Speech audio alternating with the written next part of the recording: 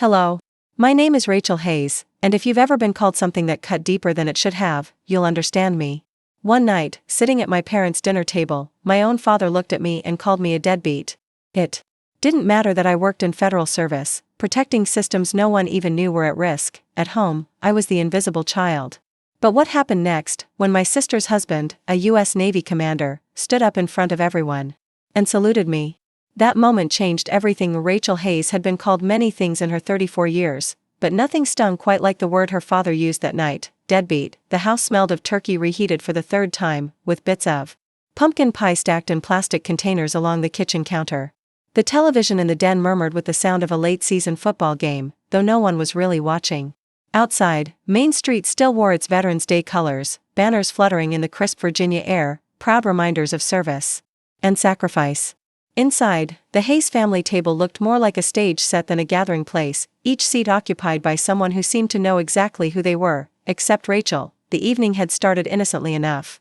Caroline leaned forward with the easy confidence of someone used to being admired. She spoke about her hospital promotion, her hands moving gracefully as if even her gestures carried authority. Their mother, Linda, beamed at her with pride, while their father, Thomas, nodded in firm approval, his marine posture never fading even after decades out of uniform. Michael, brash and boisterous in his sheriff's department jacket, raised a toast with his beer. Then came the shift. Michael smirked across the table, tilting his bottle toward Rachel. "So, sis, still fixing computers for a living?" The words weren't cruel on the surface, but they carried the practiced weight of years of dismissive humor. Laughter trickled around the table, light, casual, as though it were harmless.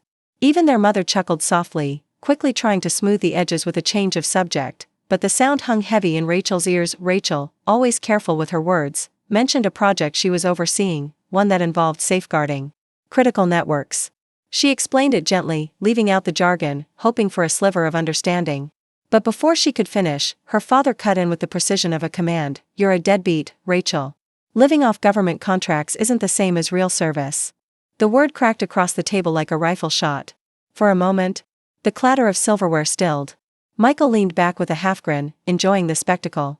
Caroline shifted in her seat, eyes flicking toward her husband, James. James sat straight, his Navy composure unbroken, yet he said nothing. Linda pressed her napkin nervously against her lap, murmuring something about dessert as though pie could patch over the rupture, but Rachel felt the word lodge itself deep. It wasn't just a slip of the tongue. It was her father's truth, a verdict handed down with finality. Deadbeat. Silence stretched on until Caroline, ever the diplomat, spoke about an upcoming fundraiser at her hospital. Conversation stumbled back into motion, but the damage was done.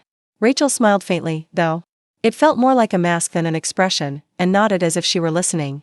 Her food went untouched. When she finally excused herself from the table, no one stopped her. She stepped onto the porch, the cold air rushing against her face, sharper than the words inside.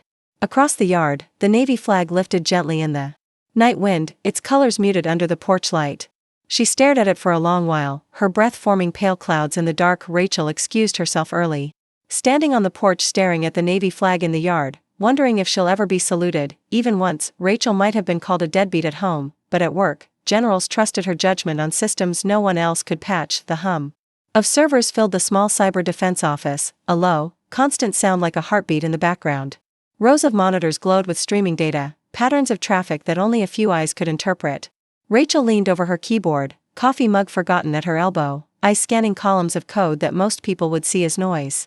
She had stayed late again, driven not by ambition but by the word her father had thrown at her like a stone. If her family never saw her, she would make certain her work spoke in ways they couldn't silence. A red flag blinked across one monitor. She tapped a few keys, tracing a thread of suspicious packets slipping through the network. The pressure of it pressed against her chest. A breach like this could cripple communication for a Navy drill scheduled for the next morning.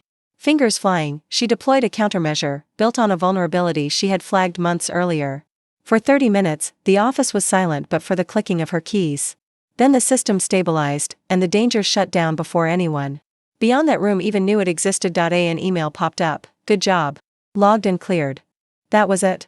No applause, no salute, just a sterile acknowledgement. Rachel leaned back, stretching her sore shoulders. Invisible. Again, her phone buzzed. Thomas's number flashed across the screen. She answered to his clipped tone. "My email's hacked. Can't find anything. Fix it." His voice carried frustration. But no request. Rachel connected remotely, identified a phishing link he had clicked, and in less than 10 minutes had everything secured. All done, she said. Thomas exhaled sharply, then called out to her mother in the background, "Grab me a Diet Coke." "No thanks, no recognition." The call ended. Minutes later, another buzz. This time, Michael's text, "Truck repair. Need $500. Family favor." No explanation, no promise to repay. Rachel opened her banking app and sent the money, staring at the transfer confirmation. The screen glowed back at her in silence, not even a thumbs up in return. Later that night, another ping appeared, but not from family. It was Jordan Scott, an old academy friend who had gone into Navy intel. Their chats were rare but steady. The kind of friendship that survived distance and duty. "Your name came up today," Jordan typed. Rachel frowned. "In what way?" Jordan's reply came fast. "Classified, but let's just say one of the vulnerabilities you flagged? It might have saved a drill. Big one. Navy comms sector." Rachel's hands hovered over the keyboard. Her pulse quickened. Jordan continued, "James Miller's unit was part of it. They stayed connected when it mattered. Whoever patched that hole kept things from going south." Rachel sat very still. Her brother-in-law, the man who wore the uniform her parents adored, had been shielded by her quiet work. He probably never even knew. The apartment around her was silent, the hum of servers gone, replaced by the faint ticking of her wall clock. Rachel closed her laptop, her reflection faint in the darkened window. She stared into the glass, heart steady but heavy, realizing she may be protecting the very man her parents admire most. The Hayes family gathered at the local Veterans Center, banners hung high, and tables set for a banquet that would honor service and sacrifice, just not Rachel's. Norfolk's Veterans Center was decked out in red, white, and blue bunting, the kind that curled slightly at the edges from being folded in storage most of the year. The smell of casseroles and pies filled the wide hall, mingling with the faint polish of the wood floors. Warm lights cast a golden glow over rows of tables, each draped in crisp cloths, with small flags placed at the center. Rachel stepped inside quietly, her breath catching at the sight of so many uniforms and familiar faces. She kept her chin up, though the echo of her father's voice, "Deadbeat," stayed with her as clearly as if it had been spoken that very morning. She placed a carefully wrapped plaque on the gift table, the engraving chosen with thought, "For the man who taught me to keep standing." It sat unnoticed between a stack of grilling tools and a novelty mug shaped like a boot. No one turned as she walked to her seat at the back, near enough to hear but far enough to avoid becoming part of the family's center circle. The room buzzed with conversation. Church deacons in stiff suits swapped stories with retired officers, while wives and neighbors passed plates of pie down long lines. At the front, Thomas Hayes sat like a pillar, his shoulders square, his Marine years written in every line of his posture. Linda hovered nearby, smoothing tablecloth wrinkles that weren't there. Michael leaned in, laughing loudly, his sheriff's badge catching the light as he told one story after another. Rachel picked at the edge of her napkin, her smile fixed. She knew the rhythm by heart. And sure enough, Michael's voice rose above the hum, drawing attention to their table. "You all know my sister Rachel? She's the tech wizard of the family, keeps the Wi-Fi running so Dad can stream football without interruption." A ripple of polite laughter moved across the group. Rachel's chest tightened, but she forced a calm expression, as though the joke didn't land. Like another small cut, Caroline, graceful in a fitted navy dress, turned to a neighbor and began speaking warmly of James's deployments, her voice carrying easily. Linda glowed beside her, nodding, adding small details, how James had just returned from the Pacific, how the Navy relied on him. Faces around the table leaned in with admiration. Rachel kept her eyes on her plate, invisible once more, and yet she felt a glance. When she looked up, James was watching her. He sat tall in his dress blues, the fabric crisp, the ribbons bright under the hall's lighting. His expression wasn't pity, nor indifference, it was measuring, quiet, as though he were weighing truths unspoken. Rachel looked away first, unsettled by the thought that he might know more than he let on. The master of ceremonies tapped the microphone, bringing the crowd to order. He spoke of honor, of service, of sacrifice. His words flowed toward Thomas, praising the Marine's years in uniform, the discipline, the steadfastness. Applause broke out, long and sincere. Rachel clapped too, her palms stinging, her heart sinking. The spotlight lingered on the family table, pride reflecting off every face but hers. In that moment, she felt smaller than ever, the deadbeat who never quite fit into the picture. And then, movement. James pushed back his chair, the scrape of it carrying louder than the applause. Rachel's breath caught. He rose steadily, his posture firm, shoulders squared. The hall seemed to pause. He walked across the hall, shoulders squared, stopping right in front of Rachel. "Every eye follows." He raises his hand to his brow. When Commander James Miller snapped his hand to his brow, the room froze as though even the air forgot how to move. Every head in the banquet hall turned. Forks hovered in midair, voices cut off mid-sentence, and even the children who had been restless in their chairs seemed to be still. Rachel sat motionless, her heart beating in steady, deliberate thuds, as if her own body were trying not to betray what was happening. James stood directly before her, the ribbons on his uniform catching the warm glow of the overhead lights. His expression was solemn, precise, his hand lifted in a salute so crisp it belonged on a parade ground. For an instant, Rachel was back on her father's porch weeks earlier, staring at the Navy flag and wondering if anyone would ever see her as worthy of such a gesture. And now here it was, uninvited, undeniable, unfolding in front of the very people who had dismissed her. She did not rise. She did not return the salute. Instead, she let the moment breathe, meeting James's eyes with quiet composure. Then, slowly, she inclined her head, a single nod that carried more weight than words. A murmur began at the far tables. Whispers rippled like wind through wheat, uncertain, startled. Caroline's glass trembled in her hand. Her smile faltered as though she could not decide whether to beam with pride for her husband or bristle at the meaning behind his act. Michael leaned back, his smirk gone, his mouth twisting as if he'd lost his script. At the family's table, Thomas shifted uncomfortably in his chair, the Marine posture stiff but shaken. The word he had once spat so easily, deadbeat, seemed to hang in the silence, now hollow, stripped of its power. Linda's hands fluttered at her lap, torn between smoothing a napkin and clutching it like an anchor. James lowered his hand only after the salute had spoken for him. He leaned in slightly, his voice low but steady, carrying farther in the silence than he likely intended. "Ma'am. Thank you." No applause followed, no music swelled. Only silence, the kind Rachel had lived with her whole life, but transformed now into something different, something that acknowledged her without needing explanation. The years of invisibility seemed to ease, not erase, but were softened by this simple, public recognition. Rachel stood slowly, her chair legs scraping against the polished floor. Dozens of eyes tracked her, searching for a reaction, a clue, anything to break the tension. She gave them nothing more than the same calm composure she had offered James. With deliberate steps, she walked toward the exit. Her shoes clicking softly against the hardwood, she did not look back. The morning after the banquet, the Hayes family group chat buzzed with questions Rachel didn't answer. Her phone lit up again and again on the kitchen counter while she stirred creamer into her coffee. The steam curled up in the quiet of her apartment, soft sunlight spilling through blinds onto a modest table stacked with papers and a laptop still open from the night before. She sipped slowly, letting the bitter warmth steady her as each notification chimed. "Caroline, what was that salute about?" "Michael, did you set that up?" "Linda, sweetheart, what happened?" "Your father's upset." Rachel let them roll across the screen unread, the same way they had let her years roll past without acknowledgement. Her silence mirrored theirs, only this time it was chosen, not forced. She set the phone down face first and watched the steam fade into nothing. Across town, Thomas Hayes paced in the kitchen, muttering under his breath. "Made a spectacle, that's what he did. In my hall, in front of my people." Linda, standing at the sink, dried a dish longer than necessary. She didn't argue, didn't meet his eyes. The clink of ceramic on the counter filled the space. Between them and back in Virginia Beach, Rachel slid on her jacket and stepped outside into crisp morning air. A neighbor walking a dog waved as they passed, the kind of small gesture that belonged to this quiet coastal town. She waved back, grateful for its simplicity. Her car rumbled to life, and she drove to a diner she'd been visiting since her academy days.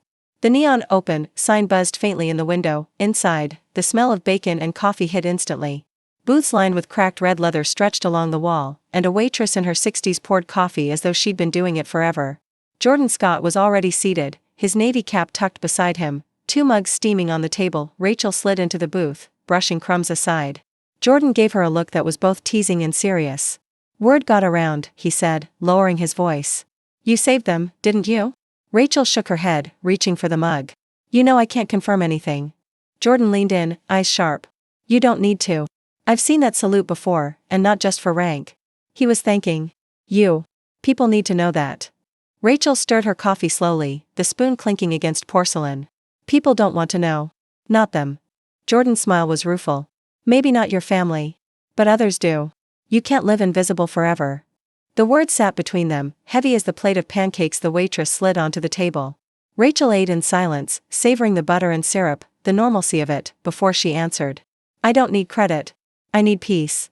Later that evening, Rachel's doorbell rang. She hesitated before opening it. Caroline stood there, her polished confidence faded, holding a Tupperware container with foil pressed tight over the top. "Leftovers," she said softly. Rachel stepped aside. Caroline entered cautiously, as though the small apartment might reject her. She placed the food on the counter, her voice unsure. "Why didn't you tell us about whatever it is you really do?" Rachel leaned against the wall, arms folded. The weight of the question hung like fog.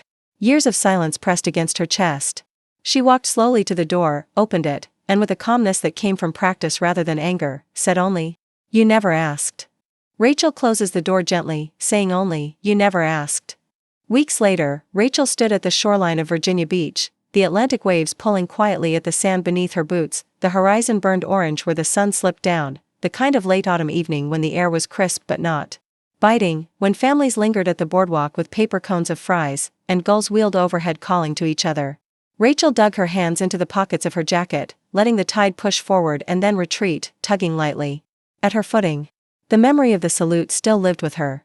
Not as a trophy, not as revenge, but as proof she had never been as invisible as her family once insisted she was. It reminded her that even in silence, she had left footprints that mattered. Back at her apartment, cardboard boxes lined the walls. Some were marked with bold black lettering, books, kitchen, office. Others sat unmarked, half-packed, waiting for her to decide what deserved to make the trip forward and what would stay behind. She wrapped a framed photograph in newspaper, the image hidden before she slipped it into a box. It wasn't of her family. It was a shot from her academy days, a group of classmates on a training field, laughing, mud streaked across their boots. People who had seen her as she truly was. She smiled faintly, setting it aside. At the small cyber defense office downtown, the hum of servers filled the room like a steady heartbeat. Elise, her young mentee, leaned over a monitor, her ponytail swishing as she typed with confidence. "I ran the protocol the way you showed me," Elise said, excitement flickering in her voice. The trace caught the anomaly before the system even flagged it. Rachel stood behind her, watching the screen glow in the dim office. Pride rose in her chest, not loud or blazing, but steady and quiet, the way trust builds over time. "Good," she said softly. "Now do it again without me watching." Elise glanced back with a grin. "You really think I'm ready?" "You were ready before you thought you were," Rachel replied. The words surprised her, they were words she wished someone had said to her years ago. When Elise turned back to her work, Rachel walked to her desk. On the floor, just inside the door, lay a folded slip of paper. No envelope, no handwriting on the outside. She picked it up carefully, unfolded it, and read the single line inside. "We came to listen, not to speak." "We heard you," her breath caught. The words were simple, and signed, but she recognized the rhythm. It was her parents, or at least one of them, reaching in the only way they knew. She set the note down gently on her desk. She didn't frame it, didn't text them, didn't rush to bridge the years. It wasn't forgiveness. It wasn't reconciliation. But it was something. Later that evening, she opened her email and found Caroline's name in her inbox. The subject line read, "I saw you that night." She hesitated before clicking, then leaned back in her chair as the message filled the screen. "I think I finally saw you, Rachel. I should have seen you sooner. I'm sorry for laughing when I should have listened. I don't expect a reply, but I hope you know it's true." Rachel read it twice. Her finger hovered over the keyboard, but no words came. She closed the laptop slowly, letting the message sit there unanswered, like a door cracked open but not yet crossed.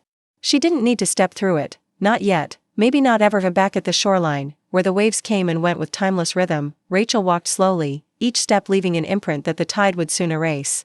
That was the way of things, marks made, then washed away, but real all the same. She let the sea air fill her lungs, salt sharp and clean, and whispered into the dusk, "No one has to understand your worth for it to be real." The wind carried the words out to sea. She lifted her gaze to the horizon where the last light softened, casting the ocean in shades of indigo and silver.